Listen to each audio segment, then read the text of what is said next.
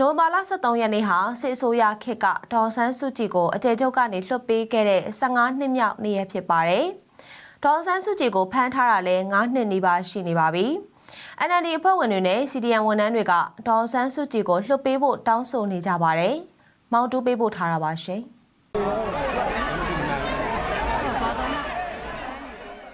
ဟုတ်ကဲ့ပါနိုင်ငံတော်၏အတိုင်ပင်ခံပုဂ္ဂိုလ်ဒေါ်ဆန်းစုကြည်စစ်ဆိုးရခေတ်မှာကျေကျုပ်ကနေပြန်လွတ်လာတဲ့15နှစ်မြောက်နေ့ရက်မှာ NLD အဖွဲ့ဝင်တွေကအခုလိုပြောဆိုလိုက်ကြတာပါလွန်ခဲ့သော15နှစ်ကတော့ဒီလိုနေ့မျိုးဟာကျမတို့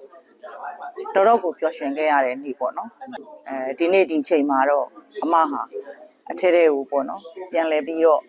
ဝင်သွားရပြီးတော့အချုပ်အနှောင်ထဲမှာနေရတဲ့အခါမှာကျမတို့ရဲ့အနာဂတ်တွေပျောက်ဆုံးသွားသလိုတောင်ခံစားမိတယ်ပေါ့နော်တိုးတော်လည်းပဲနော်အရာတိုင်းဟာနော်တသက်မှတ်ထဲဘယ်တော့မှမနေပါဘူးဘာသာရေးအရာရောနော်တဘာဝအရာရောနော်ပြောင်းလဲနေရမှာပဲလေအဲ့တော့အမဟာလည်းပဲကျမ်းမာစွာနဲ့နော်ပြန်လွတ်လာရမယ်မြန်မာနိုင်ငံရဲ့အနာဂတ်ဟာလည်းပဲဆက်လက်တောက်ပနေရမယ်လို့ကျမတို့အနေနဲ့ယုံကြည်မျှော်လင့်နေပါတယ်ရှင်ကျမတို့ဒေါအောင်ဆန်းစုကြည်ကျမတို့အမဒေါအောင်ဆန်းစုကြည်အမြန်ဆုံးပြန်လွတ်လာဖို့လည်းပဲကျမတို့ယင်ထဲမှာနေ့စဉ်နဲ့အမျှဆန္ဒတွေရှိပါတယ်ရှင်အလားတူပဲဒေါအောင်ဆန်းစုကြည်လွတ်မြောက်ဖို့ CDM ဝန်ထမ်းတွေကလည်းအခုလိုပြောဆိုနေကြတာပါကျမတို့ရဲ့နိုင်ငံတော်အတိုင်ပင်ခံပုဂ္ဂိုလ်ဒေါအောင်ဆန်းစုကြည်လို့လူမျိုးကပေါ့နော်အစဉ်ရောအချင်းရောဉာဏ်ပညာရော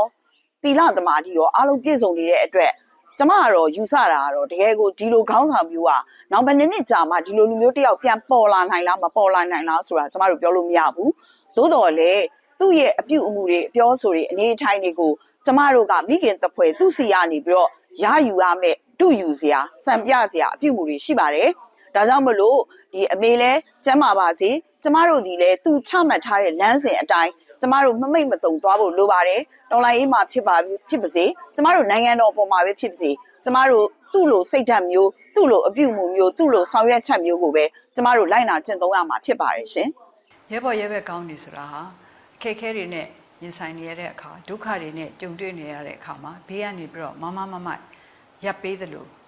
ပျော်ရွှင်စရာတွေနဲ့တွေ့ရတဲ့အခါကျရင်ကိုယ့်အတွက်မုဒိတာပွားပေးကြပါတယ်။ကျွန်မကျေကျုပ်ခံနေရတဲ့အချိန်မှာကျွန်မဘေးကနေပြီးတော့မရှိပေမဲ့လည်းဘေးကနေရှိနေတကယ်ဆိုမရပ်တည်ပေးတဲ့သူတွေအားလုံးကိုကျေးဇူးတင်ပါတယ်။ဒီနှစ်တည်းအတွင်းမှာကျွန်မမွေးနေ့မှာဆိုလို့ရှိရင်ကဘာတလွှားမြန်မာဒီမိုကရေစီအင်အားစုတွေကကျွန်မကိုတတိယသောအဖြစ်မွေးနေ့ပွဲတွေကျင်းပပေးတာဟာကျွန်မကိုအများကြီးပဲအင်အားဖြစ်စေပါတယ်။ဒီမေဒေါန်ဆန်းစုကြည်နဲ့တကွနော်ဒီထင်းသိမ်းခံထားရတဲ့ဒီကောင်းဆောင်တွေတမလာယူဝင်းမြင့်တို့အပါအဝင်ပေါ့အရင်2010လွတ်လာတယ်လို့ပေါ့နော်ဒီချိန်မှာပြန်လည်ပြီးတော့မှလွတ်လာတော့မယ်လွတ်လာဖို့အခြေအနေတစ်ခုခုရှိရမယ်လို့ကျွန်တော်လည်းမျှော်လင့်တယ်ဆူတောင်းလဲဒီအတွက်တော့တစ်ခုရှိတာကျွန်တော်တို့ပြည်သူတွေကတော့အမေစုကိုလွတ်မြောက်ဖို့အတွက်မျှော်လင့်တယ်လို့ပဲကျွန်တော်တို့တနိုင်ငံလုံးတိုင်းပြည်လို့ပြည်သူတွေလွတ်မြောက်ဖို့တော့ကျွန်တော်စူးစမ်းနေမှာပါလို့ဒေါ်အောင်ဆန်းစုကြည်ဟာမြန်မာပြည်ကိုပြန်လာတဲ့38နှစ်အတွင်းကာလထက်ဝက်ကျော်ဖြစ်တဲ့19နှစ်ကျော်အကျဉ်းချခံရကြောင်းဘာမာကမ်ပိန်း UK ကလည်းကြီးညာချက်ထုတ်ပြန်ထားပါတယ်ခင်ဗျာကျွန်တော်မောင်တူပါကျမတို့နိုင်ငံမှာဆိုလို့ရှိရင်အာဏာရှင်လက်ထက်အောက်မှာအကြာကြီးနေခဲ့ရတဲ့အခါကျတော့အခုဒီမှာရောက်နေတဲ့ပရိသတ်လည်းသိမှာပါတားတဲ့ဘက်ကိုသွားခြင်းတဲ့လူတွေတချို့ကတော့ကြောက်လို့ပေါ့နော်ကြောက်လို့မှန်တယ်ထင်ပေမဲ့လည်းမရက်တည်ပေးရဘူးတချို့ကြတော့လေအခွင့်အရေးလိုချင်လို့အင်အားရှိတဲ့ဘက်တားတဲ့ဘက်ကိုသွားခြင်းကြတယ်နောက်ပြီးတော့လည်းမျက်နှာပြောင်းနေပဲဘက်ပြောင်းမလဲပြောင်းလိုက်ကြတာပဲ